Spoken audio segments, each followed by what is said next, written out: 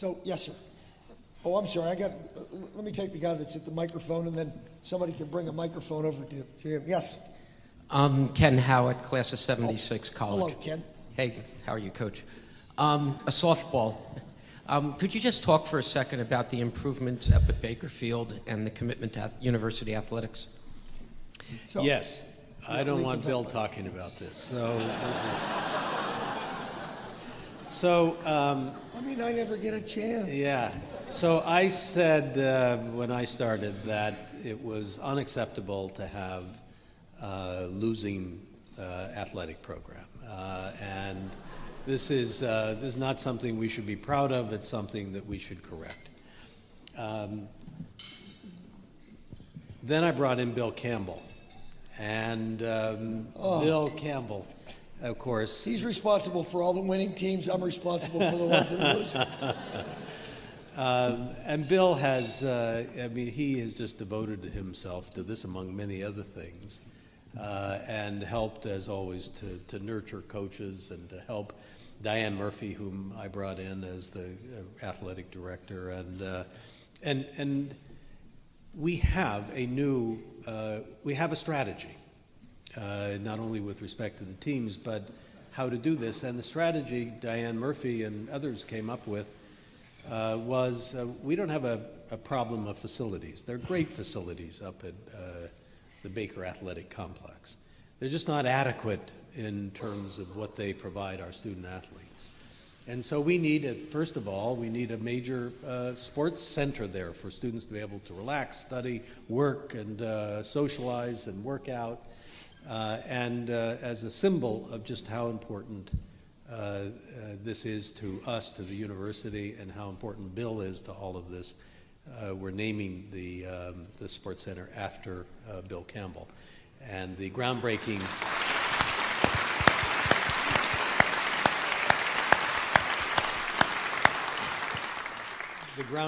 was a week ago, and within a short period of time, you'll see this magnificent building designed by Stephen Hull, one of our architects in the School of Architecture and Planning, one of the great world's architects. So we're making great progress.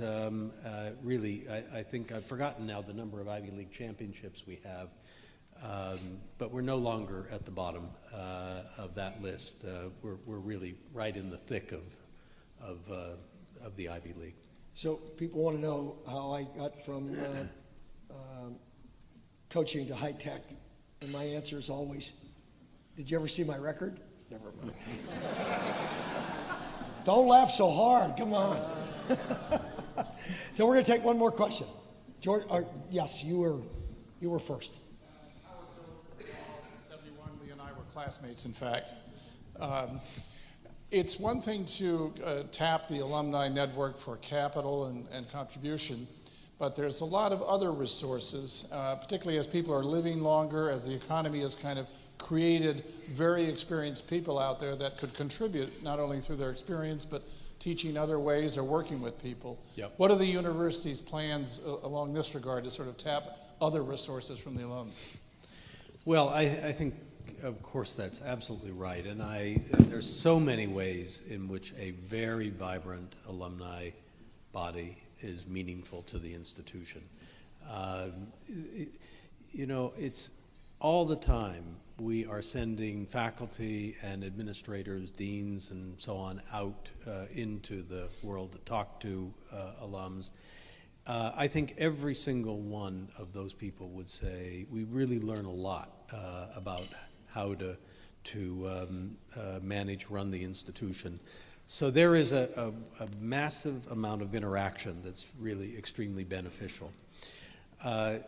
There are very important roles in helping us identify new students. I mean, this is our lifeblood. This is why we do this.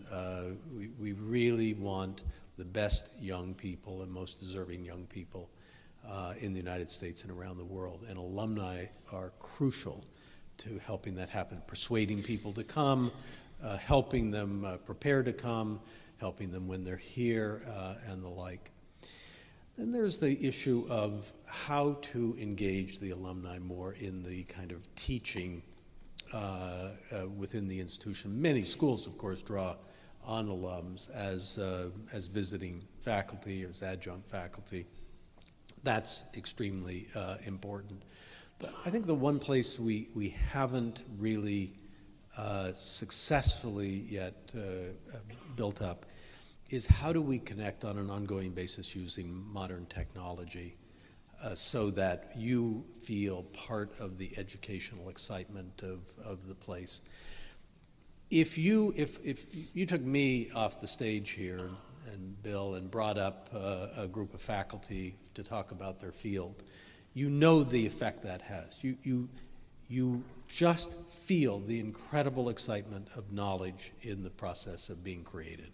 I mean, these are, everybody in this faculty is just so gifted at being able to think about things and communicate it and define what our problems are. But how to create, and they do that in the classroom, how to get that excitement of the classroom and the experience of being in a university on the web, open to alums to participate in, that I think is the great future.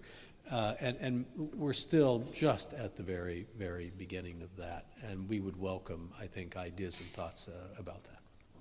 So I'm going to close with a couple of quick remarks. One, I can't tell you how lucky we are, and all of us should feel this way, that we have Lee Bollinger as our president.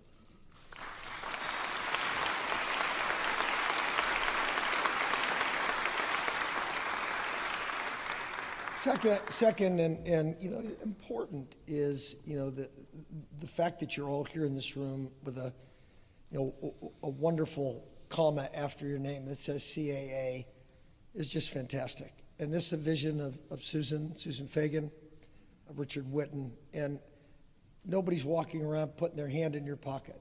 This is something that when you heard Donna McPhee on that video say, this is about connecting people. We want to connect you with each other, and we want to connect you with Columbia.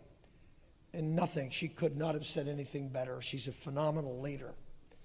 You heard the names that came up. Steve Case, who was the first trustee to take this on, and was the first chair. Jim, you've been familiar with him for some time, and now, you know, as much as I hate to admit it, George is pretty good.